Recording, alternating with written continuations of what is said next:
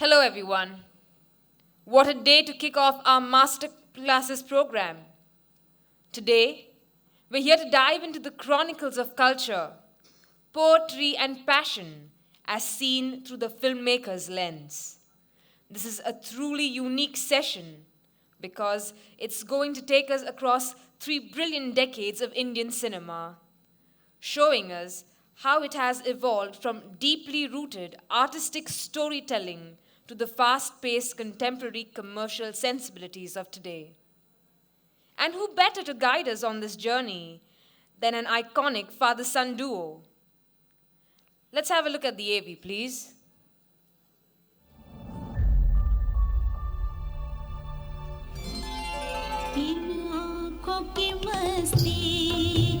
The poetic milestones, and those poetic milestones had to find melodies. Oh my God! I mean, हम लोग सब उमराव जान देख के बड़े हुए हैं. I still sing those songs. Rekha auntie, the one and only diva. To see you back on screen. Rekha was the right choice. Film भी finally restore हुई है NFAI NFDC के creation के साथ. It's been restored frame to frame, so it will be like a fresh experience. I would like to welcome all of you to share this wonderful screening of this very, very special film.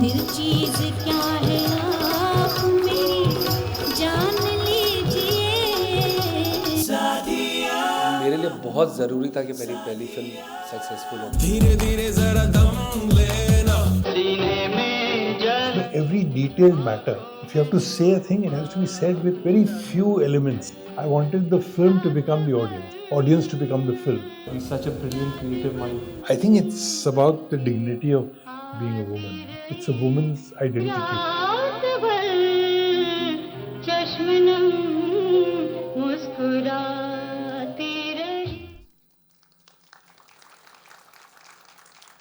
Moderating this conversation, we have a filmmaker who captures the vibrant pulse of modern Indian life with equal finesse.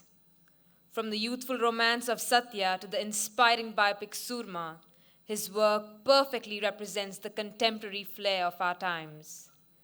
Ladies and gentlemen, please join me in welcoming the renowned director, Shri Shad Ali.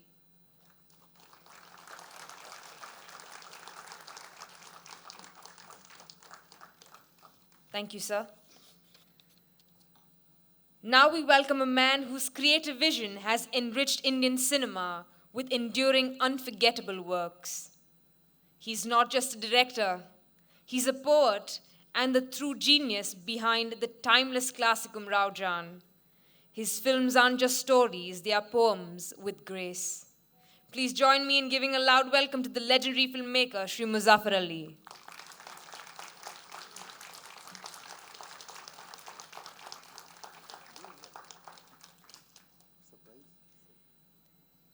May I now request the esteemed steering committee member, Shri Ravi Kotarakara sir, to please join us on stage to felicitate our incredible guests.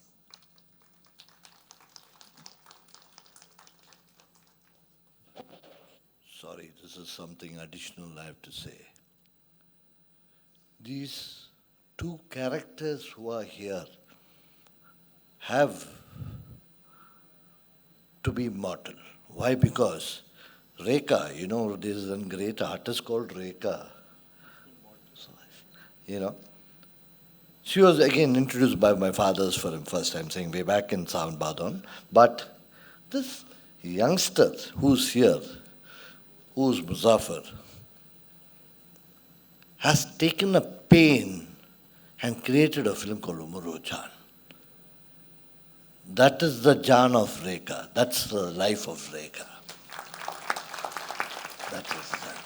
And that child who's there, who's Shad.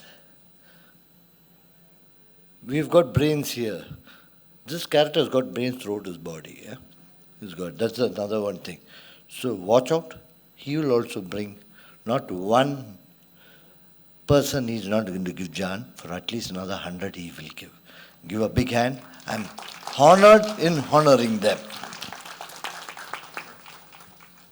I have to say one more thing. we forget the real people who are behind everything, you know. That's a good thing which we follow, you know. This everything is being done this by this child called, where are you? To come here? Gauri and her entire team. You a big hand, you know. This is the entire team. Because they have planned, worked day and night, and they have executed this great job where let us learn, understand, make good cinema, come here, and next year ensure that your cinema is being played in the festival.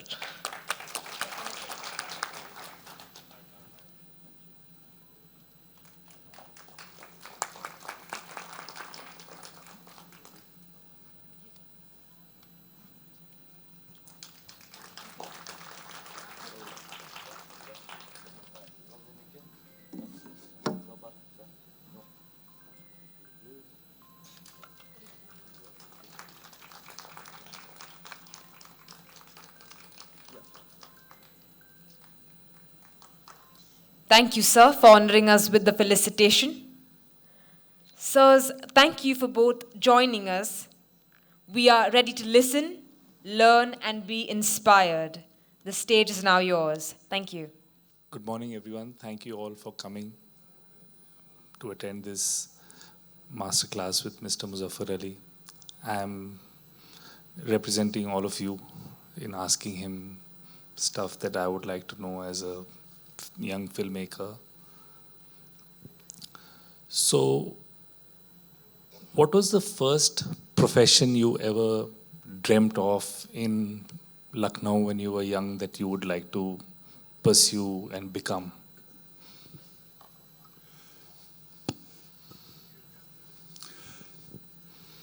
See, I think all young children, they have dreams. They want to be something. They want to be recognized. They want to feel the world. They want to explore the world. And when you're a teenager, then actually everything is open to you. Yet everything is far away from you. So to come near something which you can say, this is my calling, is a very big thing for a dreamer, for a young teenager, you know. So basically, all I thought of doing was that's the only thing I could do was to sketch. So I used to sketch, and I thought maybe there's something I can do better than other people. And I started getting the art prize in my class. And I think that little pen that in my hand, the pencil in my hand, and a notebook which I always carry all the time, you know, this has been my kind of a steady companion. And at least I had something more than anybody else, a pen in my hand and a piece of paper in my hand. And when I went to Aligarh, I discovered that maybe there was something more than just sketching, you know. And that was really the power of poetry, you know. I had gone to study science, but when I went there, I realized that the power of poetry was more alluring, more engaging than anything else. But then another friend of mine told me कि अगर अच्छी शायरी सुनने को मिल जाए तो शायरी मत करना. So I kept that in my safe deposit, and I always, use that dictum कि शायरी मत करना, which gave me a new way of feeling, a lot of different kind of artistic expressions, artistic concerns of people. So one thing was out that I'm not going to become a poet, and as a painter, it was very intimate. And when I went to Calcutta, then I realized that there was something much bigger that was happening around us. As a teenager, we were watching films all the time. You know, where I was living in Lucknow, in Qaisar Bagh, in a radius of about 2 kilometers, there must have been 20 cinema halls. You know, and for me, seeing a film was like a catharsis. I had to go and see a film every day, every second day, every third day, and it was really something I mean, loved it, Except that when I came back and I thought finding everybody asleep was not a very nice feeling, to leave the whole world sleeping when you come back. But films began to engage that kind of an imagination, which I think was engaging the entire country, the entire Indian youth.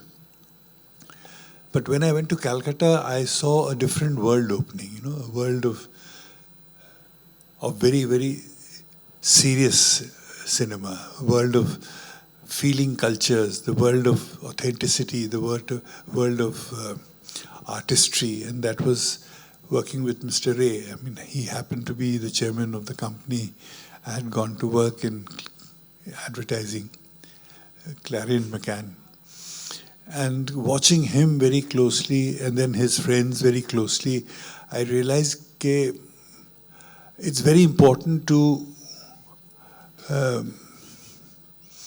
present what you're made up of to the world, you know what I mean?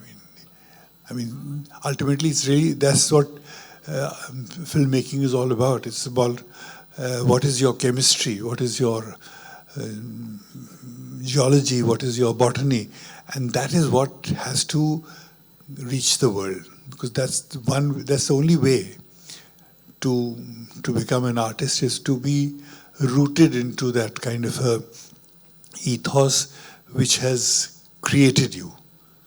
So that's the first germ of becoming a filmmaker was born then when I saw the films of Mr. Ray. I used to enter into a dark hall, and then the beam would just create images which, for me, they were mind-boggling, because they were all unpredictable images. They were different from Bollywood. Bollywood images were very, very predictable. But the images I saw there were artistic and unpredictable. And that's what I kept thinking, maybe one day I can create these unpredictable, mind-blowing images which assault your imagination. So that was really the beginning of the first kernel of might become a filmmaker. So when did that might slowly, steadily and surely start turning into the might to pursue, to dream that big? Were you waiting for some kind of guts? Were you waiting for some kind of lightning to hit you? Why did it take you 10 years or 12 years of being in Calcutta and being influenced by Mr. Ray to 1978, still pursuing many jobs in between in advertising and various jobs that you did? Why? What was holding you back? I never realized it took me 10 years. Because, 68 I was there, and then 78 I made Gaman. Basically, it takes time to mature, to become what you want to be in an organic way, you know what I mean? So I became a filmmaker in a very kind of I would say, natural, organic way. I wanted to feel the film. I didn't want to learn the film. So for me, I had to find a situation for me to become that person, that man, that artist, And that happened when I was working in Air India in Bombay. Air India gave me one very big thing. It was a way of getting away from being just national, but looking at things in a global kind of way. My job was to make art international, or to use Indian art to create a world kind of recognition for it, and therefore attract people to India. As promotion for Air India. So when I was with Air India, I was commuting from Juhu to my house to Nariman Point, and there I began to feel what is the plight of the city, And when I used to go back to my village, Kotwara, there I felt a lot of helplessness in people. So this kind of feeling of being rootless and being helpless, I think was the main seed of my first film, which is Gaman. And Gaman was really a document or a statement of migration. So for me, migration and the pain of the cause of migration became the driving force. I didn't become a filmmaker because I had to become something. I became a filmmaker because I had to feel, जिसे कहते हैं लबरेज हो जाता है आदमी ना एक ख्याल से एक कैफियत से, and you want to share that with the world, and then realizing, oh, this is how do I do it? I don't know this medium, you know. So then what I do is I start sketching it, because I think maybe I was not trained to be a filmmaker.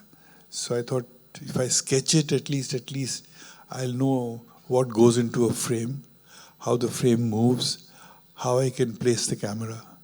So that, the power of sketching gave me the confidence of attacking the medium of a film. And that happened in 78.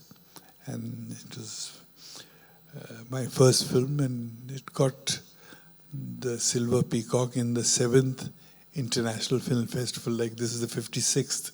So 49 years ago, it was accepted and it was acclaimed by this particular forum. You did get the Filmfare Award also for it. Yeah. So was that a big validation for you from the Indian film industry also, that you felt like now, without any kind of formal training in filmmaking, and you still went and expressed something and you were awarded for it, you felt like you've arrived and you can like give you some kind of empowering feeling? I think this empowering feeling I've never had in my life. I just felt, and maybe another struggle, maybe something more will happen. No doors opened for me. I had to keep knocking at doors. Even now, doors don't open for me. Because you still, and Air India very kindly let you hold on to your job while you were making your first film. Yeah, because somebody asked Mr. Tata, why is he making a film? So he said, you play cricket, you play hockey, and so he'll bring some kind of publicity and prestige to Air India. Brand value. Whatever he thought. So after making such a, at that time, a small budget film, small scale film, which actually if you see the film, you will see it today and tomorrow, it almost has very blurred lines between feature and a documentary. The way you've shot it, staged it, whether it is for the lack of not being formally trained, or for just the way you've sketched it, also because of the subject matter it is, the actors, the way the staging of the scenes is very, very unconventional, but I won't say it's like amateurish. It still looks very solid, feels very solid, but it's still a small film. It's still a very limited kind of a scenario for you to have dreamt the next film.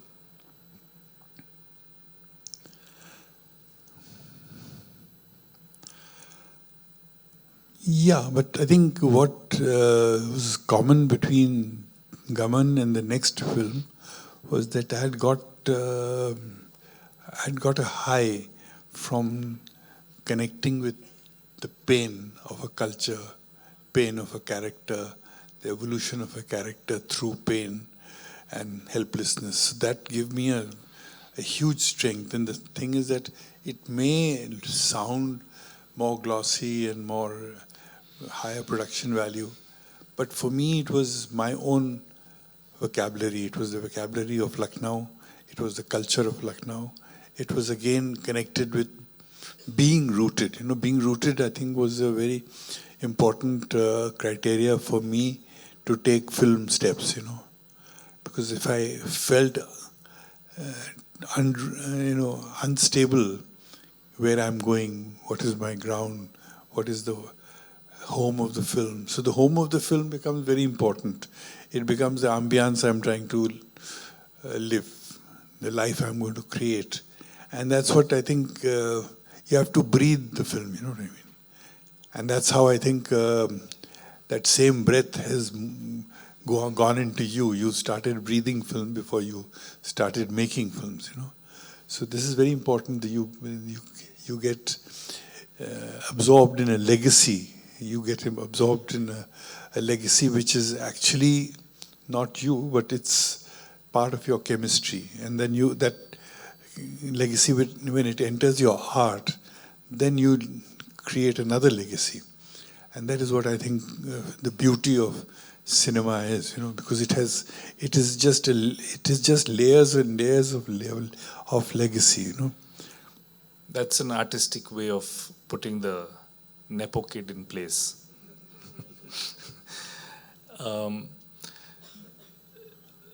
The other thing that happened between the two films, and yeah, maybe you're right that you were still at home in terms of the story, the vocabulary, and where the film was. It was still coming out organically. You were not saying that, chalo, I've made a film now, let me look bigger or more commercial.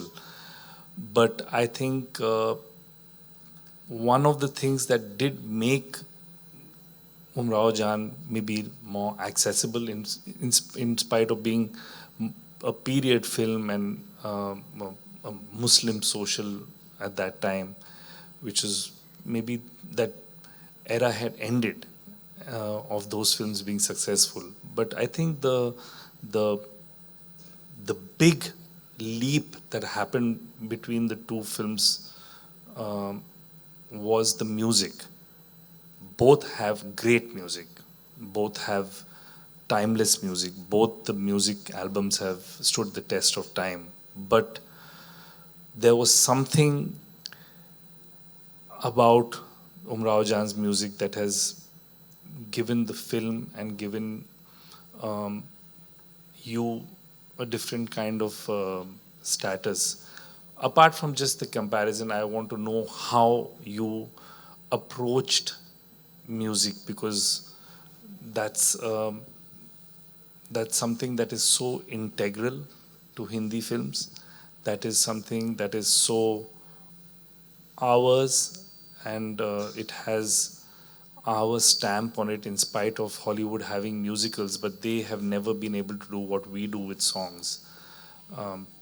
That transcends moments, transcends characters, relationships, thoughts, visuals, images, many things. It gives like a different kind of wings to fantasy and creativity.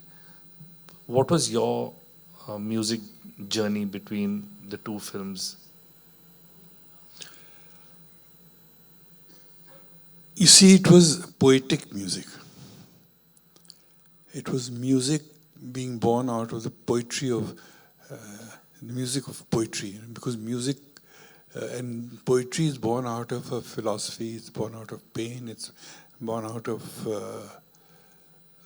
a journey, and that's what when I talked about my journey, I talked about Aligarh, and I talked about my getting into poetry and not writing poetry. That's when I found that it's really poetry that can make you dream larger than life. And you have to dream with the poet, and the poet has to dream with you, which I found not so possible in Bollywood, in the Bollywood landscape, because there was too much of conditioning, too much of politics. There was this poet combination with that music director and all that kind of stuff. So if you take a music director, the poet has to be of his choice and all that kind of stuff. So I just wanted to take the poetic journey. And the poetic journey of Gaman was born from one single ghazal. सीने में जलन आँखों में तूफान सा क्यों है, इस शहर में हर शख्स परेशान सा क्यों है. So this was my trigger point. And if I had not read this ghazal, maybe I may not have thought of the film the way I thought of the film. And the way it was composed was also, it had its own masti, it had its own lyricism, it had its own abandon, it had its own detachment. It was by the protagonist and without the protagonist, which my music director didn't understand. कि वो गाएगा नहीं तो कैसे होगा? मैंने कहा let's move on, you know. But I was just resonating his talent and my dreams, and I think somewhere or the other we hit upon melodies which just said, oh wow, ye hai sahi. So the way poetry became music was a new art I was discovering for myself. And I was looking at combinations of people who would help me to do that, you know. And I didn't want great egos to come in between my dream and their talent, you know. They had to surrender. I was already surrendering to people all the time, because in films, if you have to first surrender. जब भी आप किसी से मिलें तो पहले अगर आप आदाब कर लें तो वो आपका पहला सरेंडर हो ही जाता है, और उसके बाद फिर तमाम काम आसान हो जाते हैं. आप किसी को पहले झुक के नमस्ते कर लें तो इसका मतलब वो आधा तो आपका हो ही गया है. तो same thing happens in films. The moment you deal with a relationship, create a relationship, whether it's a poet or a music director, you have surrendered. And then it is the tehzeeb of the other person to equally surrender. But here, if the egos start playing, then you've lost the plot. And I think Bombay is full of such egos which help you to lose the plot all the time. And then it's only the money that counts, you know. Paisa phek, tamasha dekh wala hai mamla. So here what I did was I tried to create poetry, music out of poetry. And that is how Gaman happened, that is how Umrao Jaan happened. Umrao Jaan mein bhi Shahriyar was my companion. Shahriyar ke baghair now I can't think of lyrics. With Shahriyar gone, I don't know whose hand to hold. So I've been now looking at classic poets, Persian poets. I mean, I've been in a different world of poetry. But what Shahriyar and I did, I don't think these things can be repeated, you know. So you moved with Shahriyar, Khayyam, and created with even with classic poets like Faiz and Makhdoom. You created more music, more films close to home, and which were comfortable for you to make. And then in 1989, you decided to leave home, both Bombay and as a film location, and as UP as a both film location, and Miliut, where you've set all your films in before that. And you decided to go to Kashmir. And that is like a big turning point in your life, in your career as a filmmaker. You had companions like Shahriyar and Khayyam doing the music. You had big commercial artists like Dimple Kapadia and Vinod Khanna in front of the camera. Probably you were trying to live and dream your biggest dream in a film called Zuni, which you took to Kashmir.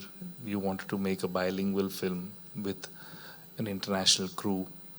You had got people like Ruchi Sakamoto who did the music for The Last Emperor then. You were very influenced and attracted by that composer. He came to Bombay, and Mary McFadden was a costume designer.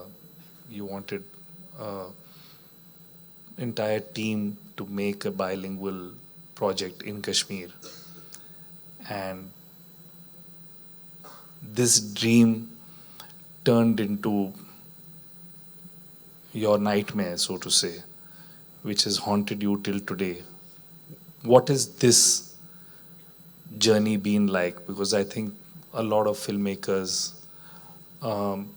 would like to know how you deal with something like this, a trauma, an experience, a dream, something that is beautiful, that doesn't get finished, that doesn't get celebrated like your other films will be here today and tomorrow.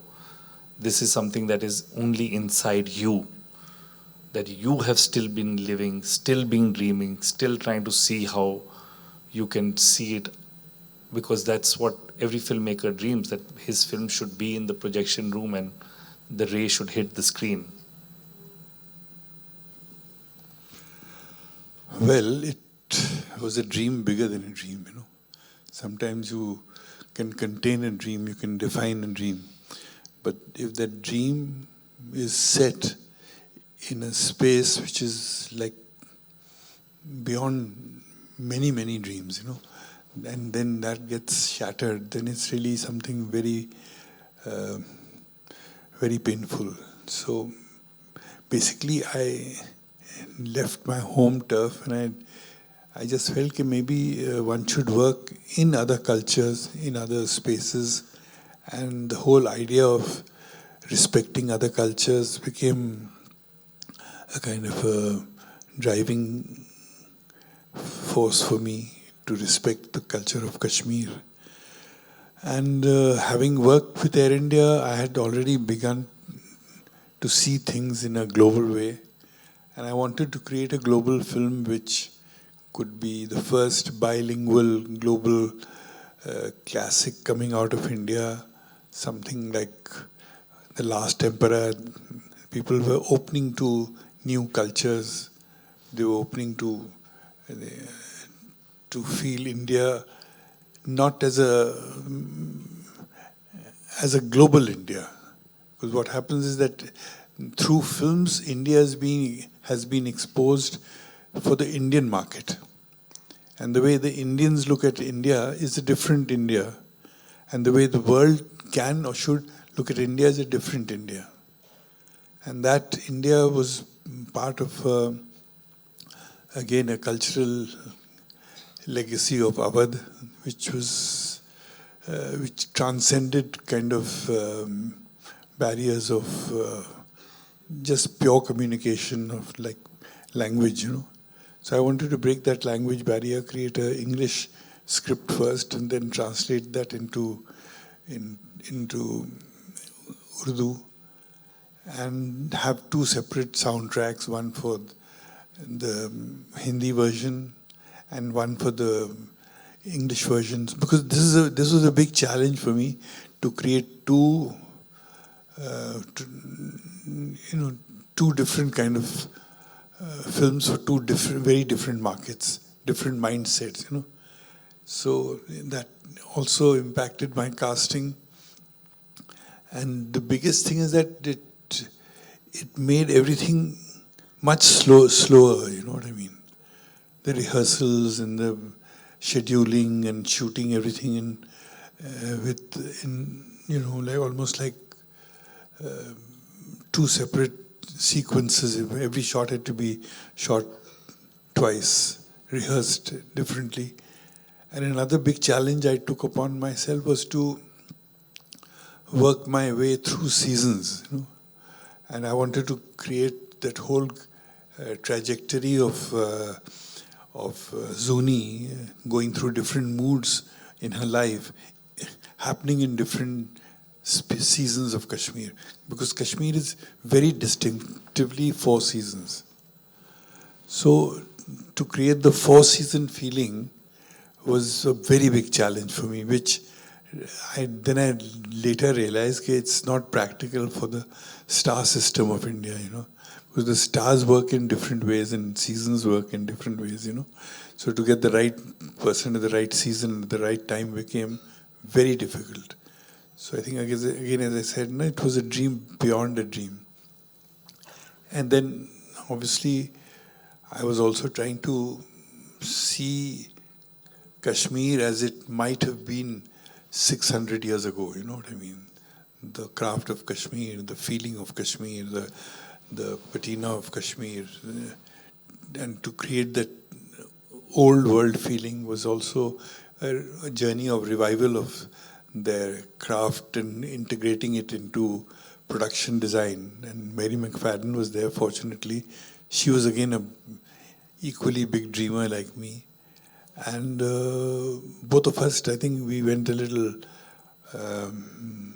off the mark in a way. No, I wouldn't say off the mark, but we couldn't imagine what was going wrong around us.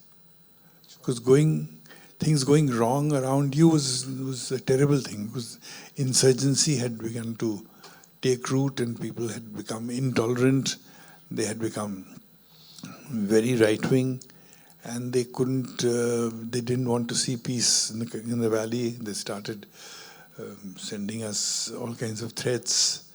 So even Dimple's car was torn. So things like that started happening, and then we had to just pack up and leave. And that was something that has bothered me since then. It's been a long, heavy weight for me, big toll on my creative thought process, because I personally feel that I have to drown myself in a film to make a film. And that, I think, the ecosystem was not conducive to that. So when something like that hits you so hard and your own son decides to become a filmmaker at a similar point, what do you make of that? What do you say to someone like that? And what do you do to encourage, not encourage? I think now we should reverse the roles and I should start asking you things. So when I was going through that kind of a situation, what was your journey as a young boy, as a thinker, as a person who was getting into films, or who was at least, I think by then you had started breathing films. That I could see, because from Gaman also, you always had a role in the film of some kind or the other. So Umrao Jan also, you had a small role. Just the physical touch of celluloid was there in your life. So how did that grow into you, and how did that affect you? And when I was going through this period of wait, what was going on in your mind? So yeah, I was around film sets of yours since I was 3, which was in 78 with Gaman. And then during Umrao Jan, it was a little more vivid to be in a recording room with 120 musicians, Asha Bhosle singing on the mic, Khayyam, Shahryar, you. Music making became a big kind of ritual in the house, going to Khayyam Saab's house for those sittings. I remember, like, if his harmonium clamp was clamped and not open, there was no way you're hearing a tune. He would just sit, chat, we would have gone there, there, anticipating a tune to be presented to us, but nothing would happen. And Shahryar Saab spending nights smoking, drinking in that cloud of smoke, and all his pieces of paper lying around. I used to ask him in the morning that why do you throw these paper, these writings, they must be all good. So he said, नहीं, क्योंकि अगर मुझे नहीं अच्छा लगा है तो इसका मतलब अच्छा नहीं होगा, और नहीं, फिर किसी को उसको देखने की ज़रूरत नहीं है. And I used the complete opposite exercise with Gulzar Saab when I was doing my songs. So I used to see him on his diary. He used to doodle a lot, and on the side, he used to use every corner of the page to write the lyrics. And he would also cross out certain things, and I couldn't read Urdu, and I used to ask him, "Isme kya likha tha?" And 8 out of 10 times, I would select stuff that was written on those corners, and he would say कि तुम हमेशा छिलकों से अपना गाना बनाते रहते हो. And so yeah, a lot of those things kind of overlapped into my filmmaking, like how I saw you with the film crew, with how you were so close to all your cameramen, and then I found very strong partnerships with my cameraman that I have collaborated with so far. So it was, I mean, I didn't even know when the transition happened, and I think luckily I was at the right age. I was young and not too old to get turned off or scared by dreaming and making films when you were at your lowest. So luckily I was 14, I was not 20, 24. Maybe I would have discouraged myself and said that maybe this is not the place to be. But I think I was too young, too fearless to think and get scared of the profession or the circumstances. And we kept trying to revive Zuni. We kept trying to revive some kind of film helmed by you. But I think you had also moved on, and you kept wanting to make Zuni, and that became more and more difficult to make. And you, because of that, you were not being able to put your heart, I think, into another film. So it became that kind of dilemma and situation for you.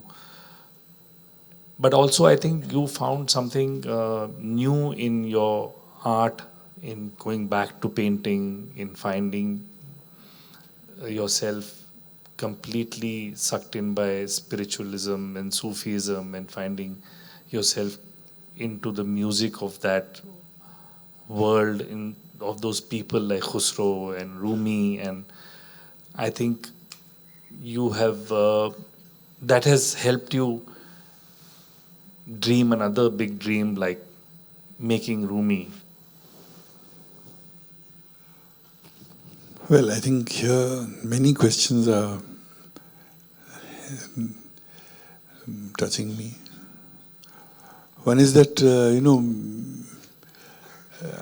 it is out of Zuni and Kashmir that this interest was born, this whole idea of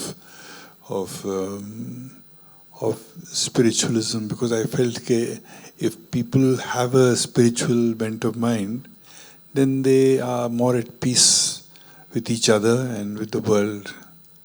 They are more in peace with nature, and therefore I think things like militancy and insurgency don't breed in that kind of situation. So that's, and then slowly my passion for poetry, which was integrated into all my films, saw a new kind of opening, which was the poetry of the mystics. And there in Kashmir, I was introduced to the Sufiana Kalam.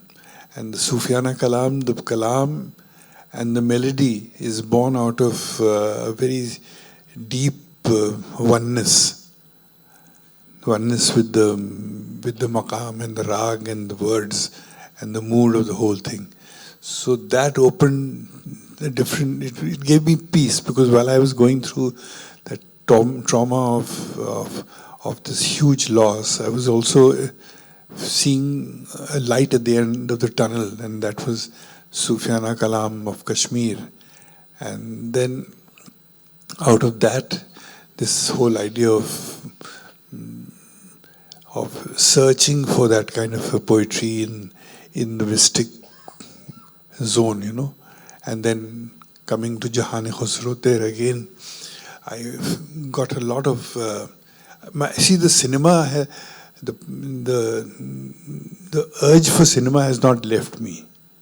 Because that is where I think my strength lies.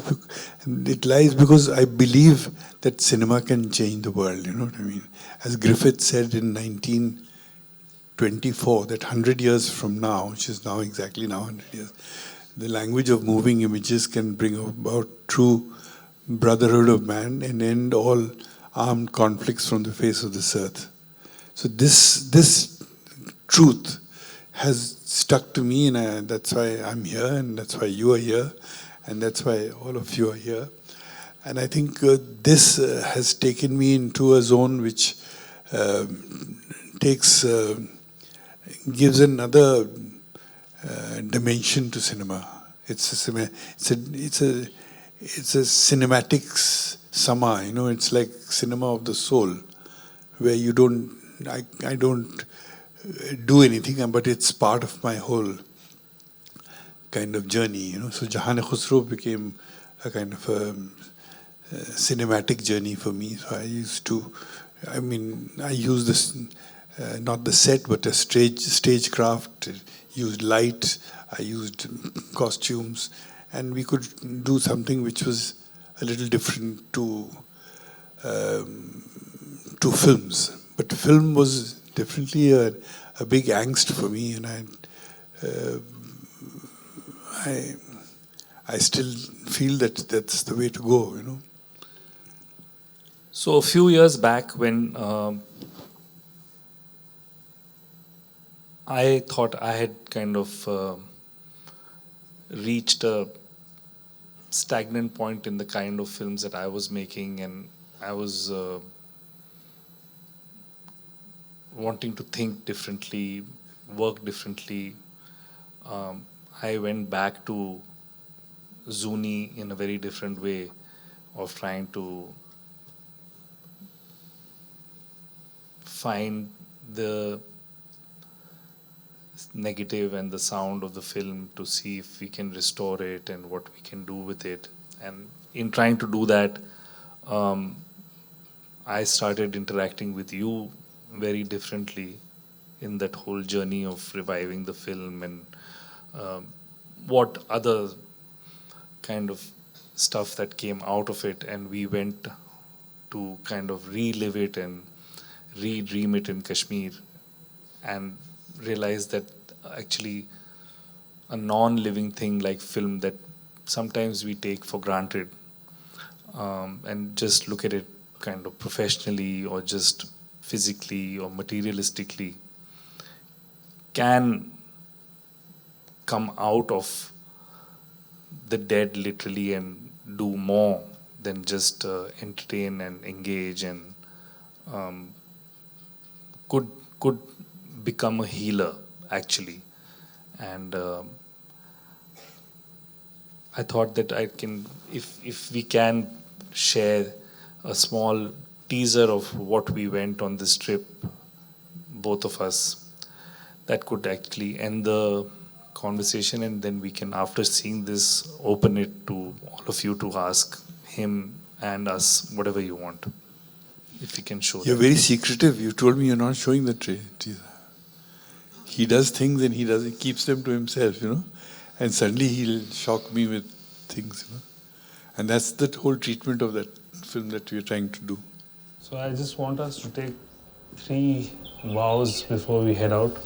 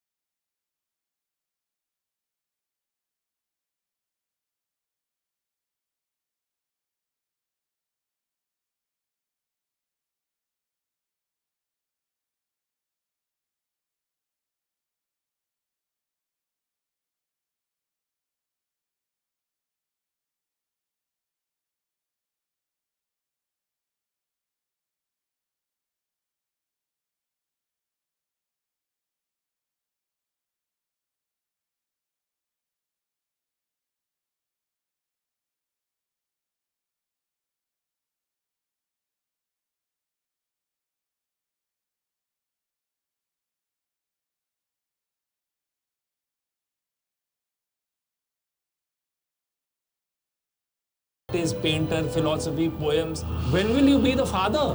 I think you can stop the guy. I'll get down now. Time doesn't heal. Time healing is a hollow, shallow phrase. Time wounding is the reality, I think. So Kashmir, everything is amplified. You know? The beauty is amplified. The tragedy is amplified. Joy is amplified. Pain is amplified. Sorrow is amplified. Sounds are amplified.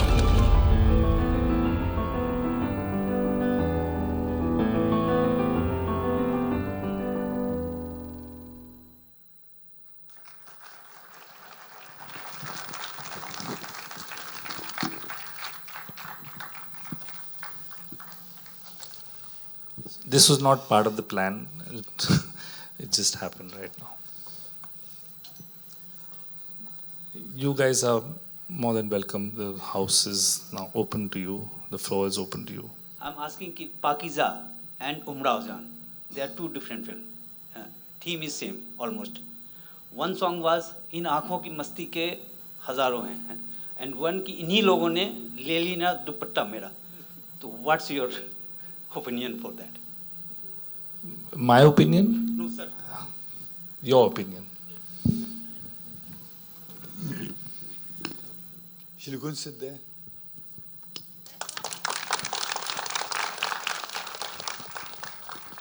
Actually वो हर आदमी का अपना अपना होता है. किसी ने दुपट्टा ले लिया, किसी ने आंखों से जादू कर दिया.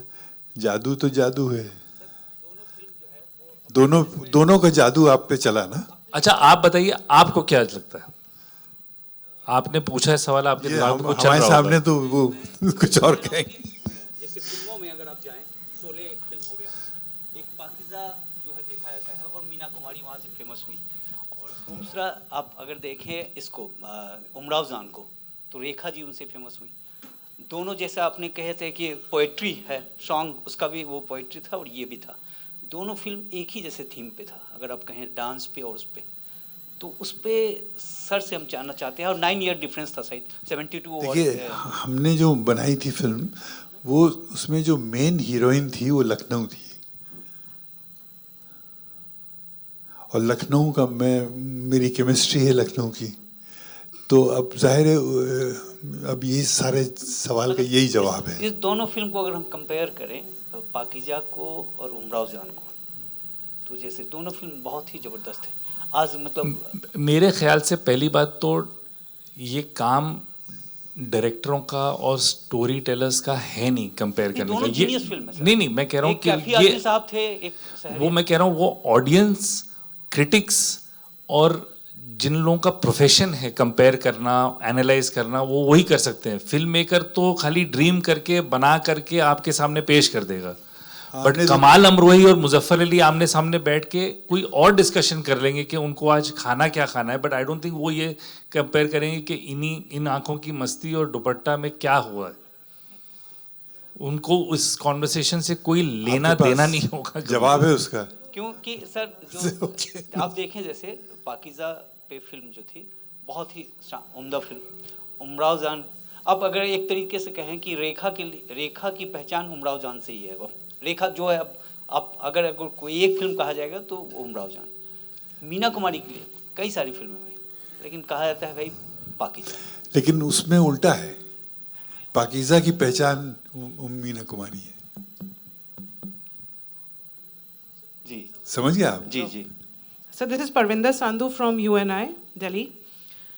So yesterday, this question is to Muzaffar sir. Yesterday, we had an interaction with the JNK film board, the government setup that is there.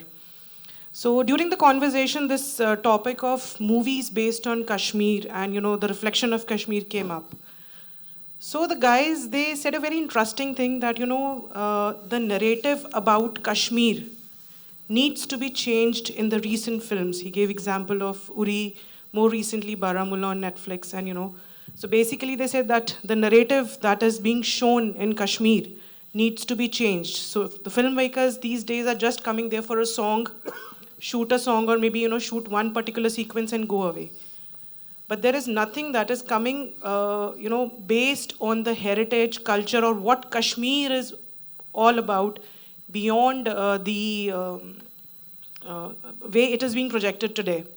So since I believe Kashmir is very close to your heart, both father and son, so don't you think so that, reviving a film like Zuni, or maybe, coming up with some other movie that reflects the love and the culture that is from Kashmir is the need of the hour? And would you be working on such a project? Since Shad sir already holds a lot of movies that are actually from the heartland. So would you be, coming up with such a movie?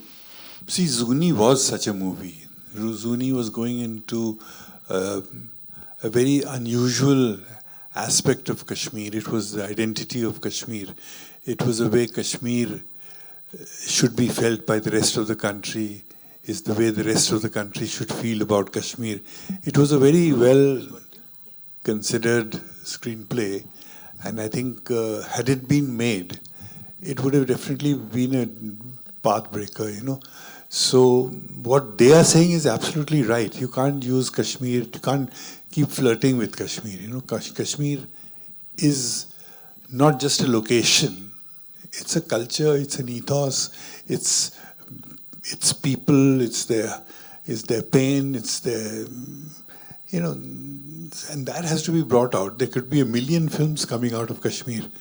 I'm not saying Zuni was the only one, but Zuni was definitely one of them. And definitely Kashmir films have to be born in Kashmir, out of Kashmir, for Kashmir. Like films, I would think that it's almost like Iran. Iran has their own ethos, their own culture, their own filmmakers. They understand their own pain. They understand the dialectics of their culture, the contradictions of their culture, and they're using that and they have a legacy of art forms like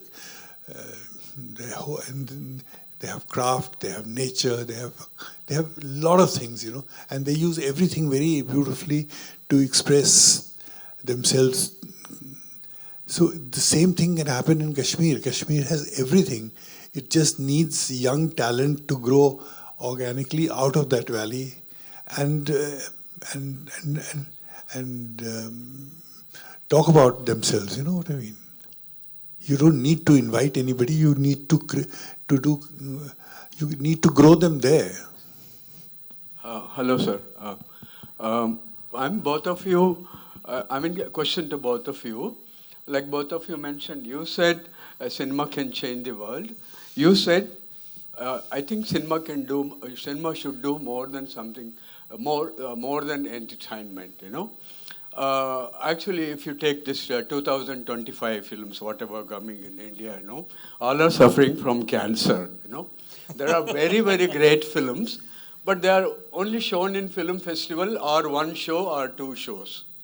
No, otherwise, all the films, totally commercial. They're making selling popcorn, 800 crores, 1,000 crores, like that.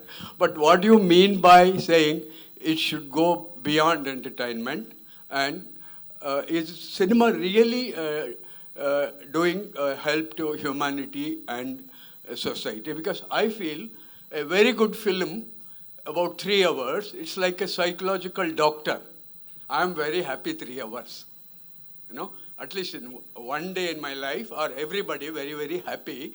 So that entertainment is very, very good. I don't know whether it changes the society from a lot of evil things. Please answer. I think that itself, if you're saying, you're answering your question yourself by saying that if you are very, very happy, it'll definitely make you not do something evil for some time. Maybe 3 hours you won't do something evil. 4th hour, what you'll do, at least the 3-hour film will have a 3-hour effect, hopefully. Yeah. So for me personally, because I went on this personal journey, has helped me address a lot of things. Like you said, being with a psychological doctor. So for me, it was not 3 hours, but almost, I don't know how many years. So it can do, these things can happen. I think there is, people were not wrong or seniors were not wrong when they said that there is magic in celluloid. So I'll only say that because from a personal experience of doing this film. And I think even the films that are making 800 crores or 1000 crores are having a similar impact on the makers, on the viewers. Sometimes they are so bad that it makes you not do bad things. Sometimes they are so good that it makes you do good things. So I think it'll still have a positive impact. Films will, I think, will never fail to surprise us, to entertain us, to heal us, to make us laugh and cry. I mean, most of the people sitting here also don't know each other, but they'll react to something a person is saying or doing in a similar emotion. That I think that kind of magic happens only in this kind of a theater. Yeah, Adab, Saira here. First of all, I'd like to thank both of you for showing a glimpse of Zuni, because मेरे ख्याल से मुजफ्फर साहब से जब पहले एक बार बात हुई थी तो वो दर्द मुजफ्फर साहब मेरे ख्याल से लखनऊ के हर बाशिंदे में है जो at least who know your cinema and your love for the तहज़ीब of Awadh. That I'm so grateful that Shad, you're restoring it. My question, I have two questions if I may ask. First is that Shahad asked Muzaffar Sahab about that, Gaman looked very simple, so to say, more like a docudrama that you said. But if we look at Iranian cinema, Majid Majidi cinema, so what according to you is the most important aspect in a film? Is it the technique or the story? Because, for example, जैसे अगर उमराव जान की भी बात करें, no doubt Khayyam Sahab's music has uplifted it to another thing, but because it was, as quote unquote Muzaffar Sahab said, that it was his home turf, he knows Awadh and the Tehzeeb of Awadh at the back of his hand. So what according to you makes into a complete film that is liked by everyone, by by the critics as well as the masses? I think you may think a film looks or behaves simple, but I think it is being a composite art of many art forms together. It is actually the most complex thing to put out. It is not simple at all. Even to make it look complicated is a complicated job. To make it look simple is also takes the same amount of effort and complexities. Because if it was just a story, तो आप फिर उसको पढ़ लीजिए या अपनी grandmother से कह दीजिए कि वो आपको पढ़ के सुना दे और आप सो जाइए. बट अगर आप उसको स्क्रीन पे देखने और दिखाने वाले हैं तो उसमें म्यूज़िक जाएगा, उसमें कैमरा वर्क जाएगा, उसमें कॉस्ट्यूम बनेंगे, उसमें शॉट्स लेने पड़ेंगे, आपको कैमरा कहीं ना कहीं लगाना पड़ेगा. उसके पीछे आपका इंस्टिंक्ट, आपका टेक्निक, आपकी सोच, आपका इमोशन, आप क्या फील कर रहे हैं, आप क्या फील कराना चाह रहे हैं, तो आपको you have to be clever, you have to be innocent all at the same time. So it's a very, very dangerous profession and work. So it takes all of this to put it out there, and then it's very easy to get judged as simple, complex, good, bad, hit, flop, which is the right of the viewer also. So both are justified in their rights. Good afternoon, sir. Myself, Sanjay Kumar Patel. Sir, here, this side. Side, sir. I want to ask you a question about your first film, Sathiya, and the impact of your father on your first film and the kind of choices you have for the songs of Sathiya. And then your recent film, Zuni. So this journey, a little bit about I want to know, sir. See, Sathiya, because it was a remake, it had a lot of music that came from the original Alay Paide from Mani Sir and Rahman's album.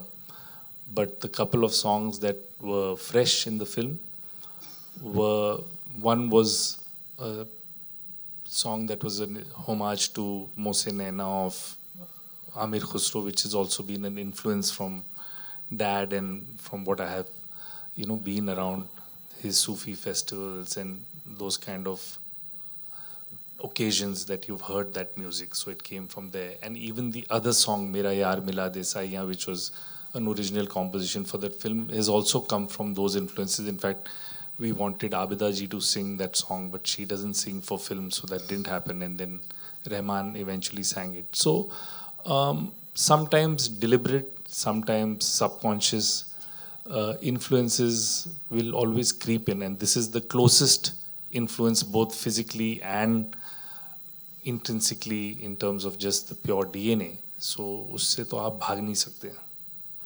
Hello, sir. Hi, sir. Very good afternoon. My name is Sushant.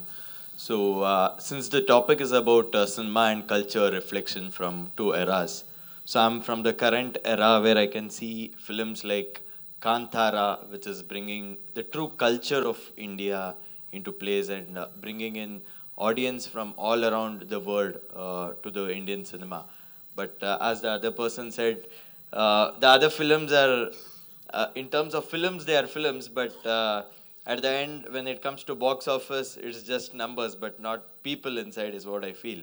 So, when you have seen both the eras of films, what do you think has to change in the industry as a whole so that real, organic, authentic, cultural films are in place of theaters, and the audience are truly drived into the film because of that inner stigma within them of divinity? For example, even if we consider Kantara Part 1, it was the divine power of the cinema which actually brought in the cinema audience, right?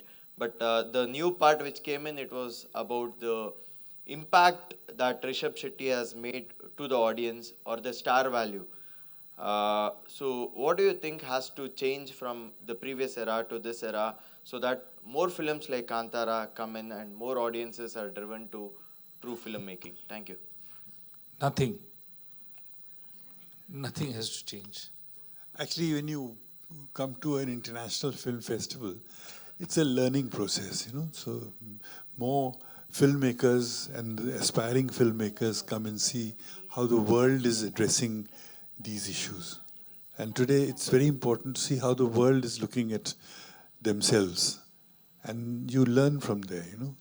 And what you learn from there is something which India can't teach you.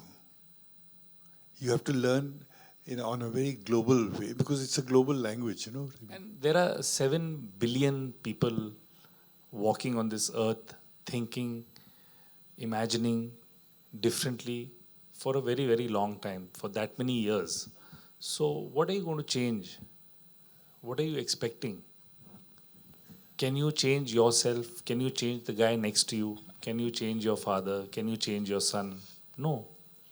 So why are you waiting for films to change or humanity to change? Nothing is going to change.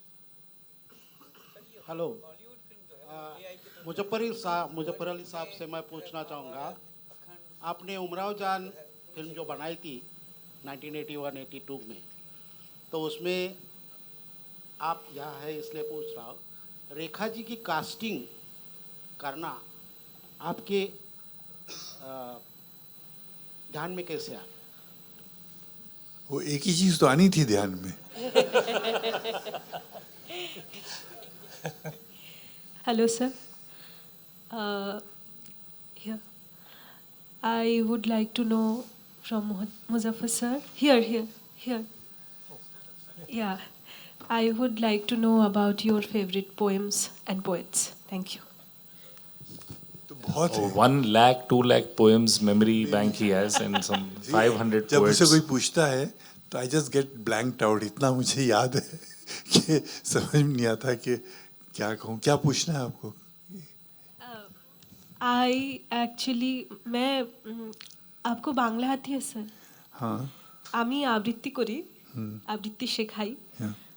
So I wanted to know about your which poets do you go to when you feel alone? See, there are a lot of. In fact, I'm doing a book on the ghazal. You know, the whole history of ghazal, and then see, there are poets and poets and poets. You know, there's poets of young love. There are poets of revolution, there are poets of romance, and there's poets of surrender. So now basically what I'm enjoying are poets of surrender, yeah. जो हैं आशना सिर्रे असरार के, वो हैं यार सब यार अगयार के, यहाँ की नहीं जानते रस्मुरा, मियाँ हम तो बाशिंदे हैं पार के. I think that's a good way to surrender and end. Sir लेकिन ये गजल जो आप जब भी जाए गालिब हैं, फैज साहब हैं, आमिर खुसरो हैं, कबीर हैं, इस समय क्यों नहीं?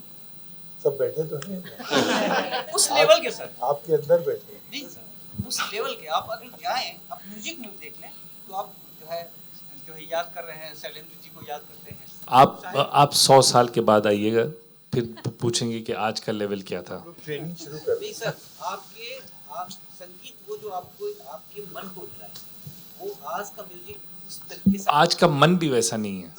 आप अकेले हैं जो ढूंढ रहे हैं, बाकी लोगों का मन नहीं कर रहा होगा ना देने का ना लेने का. आप जबरदस्ती तो करा नहीं सकते किसी से. Ecosystem just because Japan is the country in focus this time at EB, so I just wanted to, and Shahad, you just told us such an interesting fact about Sakamoto being the composer for Zuni. I just wanted to ask about how that collaboration came about, why you moved to him, and what is happening to that music. What's the plan? How can we, will we ever get access to it? Will we ever hear it? Unfortunately, Ruchi Sakamoto did come to India, but he had not started work on the film because we were still shooting. So he in fact took a rabab and santoor back with him from Bombay, but he never actually managed to compose anything. But hoping that we can pay a tribute on our own with the existing music of Zuni and something new that we blend. That's the only kind of music that will come out. And but there is more influence than just Sakamoto in the film, which is of the kintsugi art itself, of mending an old film with a new story of that came out of the people that were making that film. So it's still, Japan is still intact in keeping that legacy forward, you know. नमस्कार sir. Hello sir. Sir मेरा नाम ma'am को पूछ लीजिए. Actually, Husne Jana was one of the first experiments at a kind of a serial which was set in again in Awadh. It's set in 1800 when Wazir Ali Khan shot Resident Cherry in Banaras, and then there's a whole underground movement of revolutionaries, and there's a story of a courtesan and how she moves from down the whole narrative, you know. So it's a very nicely penned exercise, and I had shot all of it in my village Kotwara. And at the same time, I had to use lyrics of that period, 1800. So all the lyrics I used were of classical nature, but done and written before that, you know. I thought maybe if I get somebody to write is one thing, but if I use lyrics of that period, and then Khayyam Sahab was not there, so I composed the music myself, you know. And that music, I think, had its own haunting quality. That was the first project that I officially assisted him at after school. You remember the songs? Yaro mujhe maaf rakho, main nashe mein hu. Yeah, Chaya Ganguly is my favorite anyway. So actually, I've had a lot of very intense creative experiments with singers, you know. Yeah. न ये धूमे न ये चहले न ये चर्चे बहम होंगे, मियाँ दिन एक आएगा न हम होंगे न तुम होंगे. So I think it's full of lyricism of a certain kind, you know, and I think it should be restored. And again, sir आपने बोला था छाया गांगुली आपकी favourite ji, but Asha Bhosle ji ने कैसे गाने गाए? आशा भोसले ने बिल्कुल एकदम डाइव मारा और घुस गई वो किताब के अंदर और मुझसे कहा सुनाइए सुनाइए, मैं तो पागल हो गया सुनाते सुनाते, और वो पागल हुई सुनते सुनते, फिर उससे जो चीज़ निकली है वो तो आप सोच सकते, वो अभी तक उसको लिए घूम रही है ना. It's a big thing for her, you know. She carries the flowers of Umrao Jan in her hand all the time, you know. तो यही होता है, डूब के काम करने से बहुत कुछ मिलता है, मज़ा. वो आपको नहीं मिलता है, आपको मिलता है, आपको मिलता है, आपको मिलता है. हमें तो, हाँ, हमको तो जो मिलना था मिल गया, और हमें आपके थ्रू अब मिल रहा है. अब हमें जो है, it is coming to me. मुझे लगता है शाम को मेरे ग्लास में कोई उमराव जान की शराब डाल देता है, कोई ना कोई ज़रूर डाल देता है. Hi, I'm Hannah. I'm from Forbes.com. Sorry to break up the really fun time, but this is a bit more of a serious question. So, Zuni is about the culture of Kashmir, and I'm sure that you meant it to be looking at it through a very cultural and poetic lens. But obviously, that was the 1980s, and to say that things are different now would be an understatement. So, are you maybe cautious about a difference in the way that a restoration would be perceived now versus how it was before? Do you think that it might be unnecessarily politicized and seen under more scrutiny now than back then?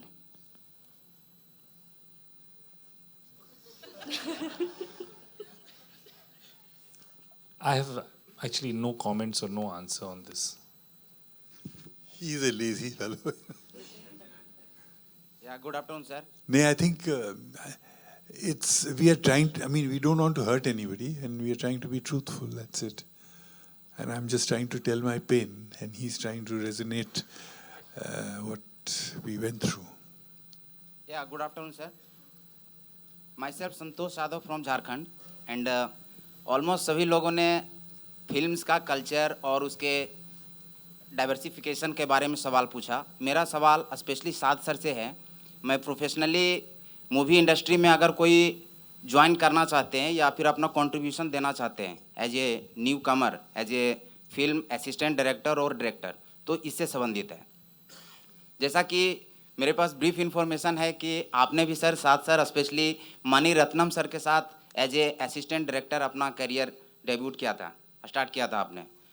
तो अगर हम लोग या कोई new commerce आना चाहते हैं, तो what special qualities director must shown in this candidate, and professionally क्या एटलीस्ट वो क्राइटेरिया उसमें होनी चाहिए ताकि आप उसको कंसीडर कर सकें एज ए असिस्टेंट डायरेक्टर, चाहे तो डायरेक्टर कंसीडर करें या फिर प्रोडक्शन हाउसेस के जो ऑफिशियली मेन इंचार्ज होंगे या प्रोड्यूसर. तो that's my question sir, specially to Saad sir. मेरा ऐसा कोई क्राइटेरिया नहीं है. I think if I meet somebody and I feel that I can spend the next 100 days with that person, तो मेरे लिए उतना काफ़ी है. अगर उसके पास सारे क्राइटेरिया पहले ही होंगे तो वो आए क्यों रहा है करने. एज ए असिस्टेंट डायरेक्टर मेरा सवाल था, और हाउ टू अप्रोच. अब वो एक अलग जर्नी है, वो तुम बाहर मिलोगे तो मैं बताता हूँ. Thank you sir. या तो तुम भाग जाओगे, ये भाग जाए. Yes ma'am. Hi, I just wanted to ask you, considering you both come from two different generations and your filmmaking is also kind of different, how much of AI have you been able to integrate into your working now, Mr. Shad? Not yet, but I'm sure it'll come in handy soon. It will. 100%, it has to. It's like saying the digital camera has come and you're not using it. That's a shame, and there's no point hiding. It's coming at you. Thank you. Hello, sir. Here. One advice, it's a question for Shad, sir. One advice that changed your life from Muzaffar, sir. One life-changing advice he gave to you. I'm still waiting for it. Life is changing already, you know. Without advice. Hello. My question is to Shad Ali.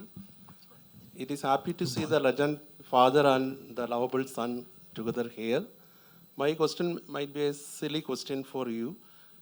Since your childhood, you are with the films. You breed films, did you ever breathe politics like that? Because your mother was a famous politician. Yes, of course.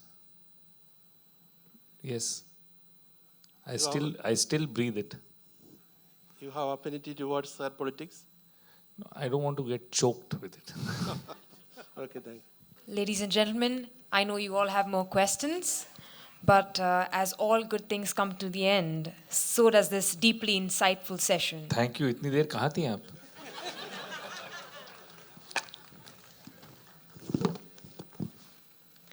We want to extend our sincerest thanks to our speakers, Shri Muzaffar Ali and Shri Shad Ali, for taking us through this unique journey in cinema.